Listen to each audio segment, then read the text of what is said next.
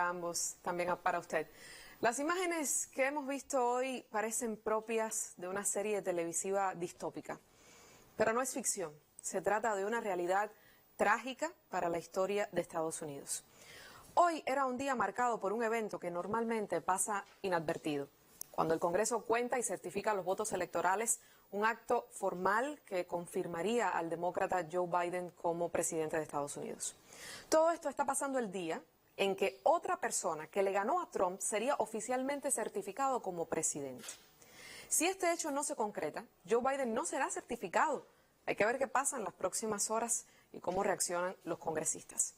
Ya Trump veía disminuidos sus apoyos tradicionales. Desde William Barr, nombrado por él fiscal general del país, que aplicó la agenda trumpista a rajatablas, hasta Fox News, la cadena televisiva estrella del mensaje de Trump, todos tomaron distancia de esta retórica dicha hasta el cansancio de que se robaron las elecciones, de fraude, de que no es verdad, que Trump no ha perdido. El penúltimo recurso al que Trump echó mano fue a su hasta ahora fiel vicepresidente Mike Pence. Le dijo que cuestionara el proceso en el Senado donde él, el vicepresidente, tiene un asiento. Pence se negó en público, porque además la verdad no tiene poder para eso. Pero vamos a poner esto en contexto. ¿Qué pasó ayer? Ya no hoy, ayer. Un grupo de manifestantes pro-Trump fueron a la capital a manifestarse. El presidente incluso les dio un discurso. Les repitió otra vez a esa masa embravecida que las elecciones las habían robado y que el proceso fue fraudulento. No hay evidencia de nada de esto.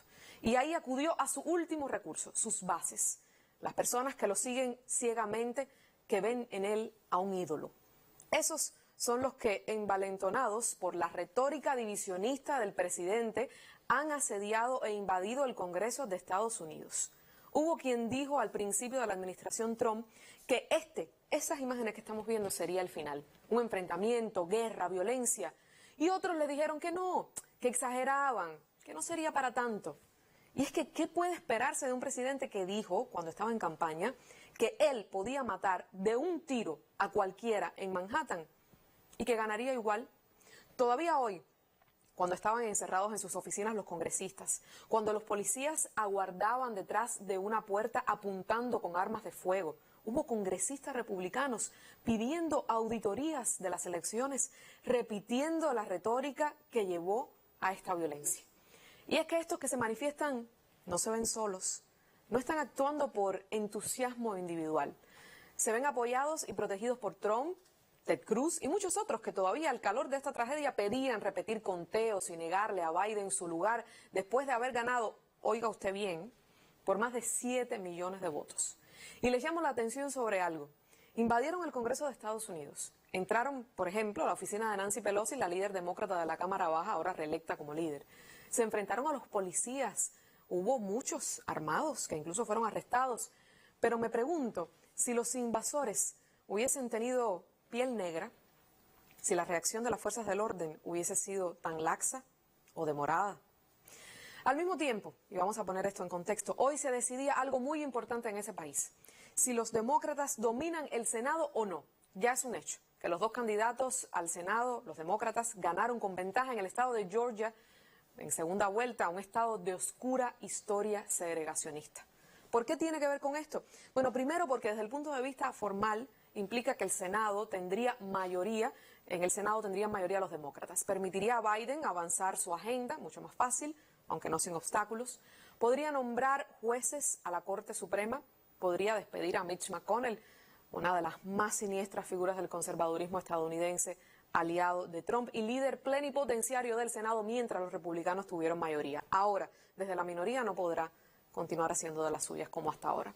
Un Senado demócrata, por ejemplo, podrá nombrar otros jefes en las comisiones del Senado que no serán republicanos, sino demócratas. Por ejemplo, hoy el jefe del Comité de Inteligencia del Senado estadounidense es nada menos y nada más que el tristemente célebre Marco Rubio, a quien ahora, después que le ha reído cuanta gracia Trump ha hecho, lo ha además empujado a aplicar una agenda completamente equivocada con América Latina, critica esto que está pasando. Dijo en Twitter, no hay nada patriótico en esta anarquía tercermundista.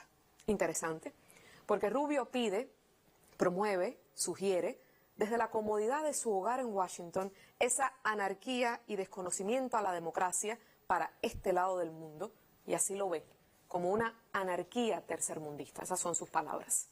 El estado de Georgia además es muy importante porque han ganado dos personas que son epítomes de los cambios que ese país está viviendo. Por un lado, Raphael Warnock, pastor negro de Atlanta, de la misma iglesia donde predicaba Martin Luther King, hijo, el Warnock, de un trabajador negro de ese estado, donde la reacción a la violencia racial fue tal que vio nacer el movimiento por los derechos civiles más profundos de la historia de ese país. Y Jon Ossoff será el más joven senador de Estados Unidos con 33 años. Trabajó antes con John Lewis, afroamericano congresista, que perdiera la vida hace muy poco, y uno de los rostros más importantes de las luchas a favor de los derechos de los negros en ese país. Que Georgia, un estado conservador, republicano por más de 20 años, ahora tenga dos senadores demócratas, progresistas, es una clara reacción a un país que ha visto asesinar a afroamericanos una y otra vez sin que los policías paguen por sus crímenes. Lo que está pasando en Georgia es una reacción incomprendida por la élite blanca tradicional estadounidense. Y es en aldea pequeña lo que está pasando en ese país. Y pongamos en perspectiva la violencia que se vivió hoy en Washington, D.C., en esas mismas escaleras donde debe inaugurarse Biden el 20 de enero. Cuando los policías mataban a sangre fría en la calle a George Floyd, o Jacob Blake era tiroteado por la espalda quedando paralizado, y los policías no eran juzgados por sus crímenes, demostraban con eso que asesinar personas de piel negra no tendría ninguna consecuencia.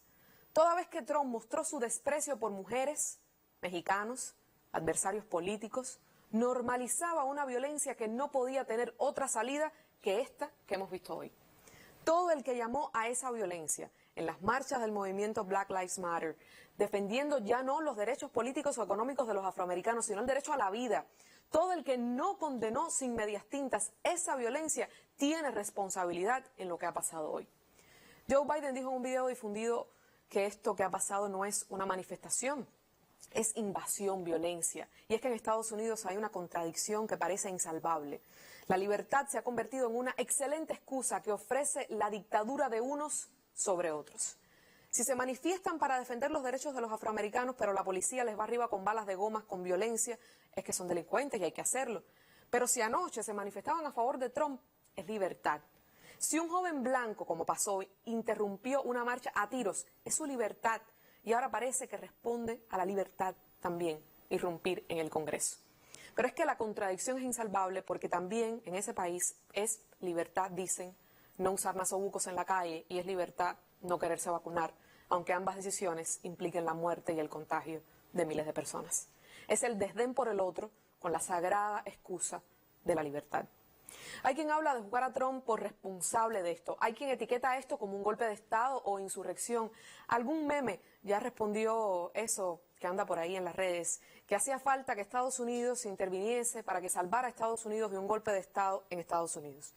Creo que no le pasará mucho a este hombre, a Donald Trump, que lo que está haciendo es sedimentar su imagen de presidente, que de alguna manera él dirá que lo seguirá haciendo porque le robaron las elecciones, con una amplia base que lo sigue a él y no al Partido Republicano y que ahora pagará, por ejemplo, por sus productos, lo seguirá allá donde vaya, una idolatría ciega que ha puesto en una crisis profunda al Partido Republicano que ya no se sabrá reconocer sin Trump, pero que no puede identificarse con él tampoco. Un día triste para este país, el país que impone a fuerza de sanciones y guerras su sistema político. Por eso existe el bloqueo, dicen. Por eso bombardean Irak, por eso aupan el vacío liderazgo de Guaidó, por eso impidieron a Evo Morales ser presidente otra vez, porque ellos tienen, dicen, que promover su democracia, esa, la de esas imágenes. Pongamos todo esto en perspectiva cuando algún trasnochado diga que Trump es su presidente, o que hay que ir a estos referentes para que nuestros países sean más democráticos. Biden la tiene difícil. Y todo esto en medio de una pandemia en la que murieron hoy en Estados Unidos 3.664 personas. Será muy interesante ver qué se van a inventar ahora para imponer su agenda de forma intervencionista en otros países. Porque si este es el modelo que exportan, ahora más que nunca toca luchar, cambiar, pero desoyendo cada día más el cuento de que esa democracia es la mejor. Buenas noches.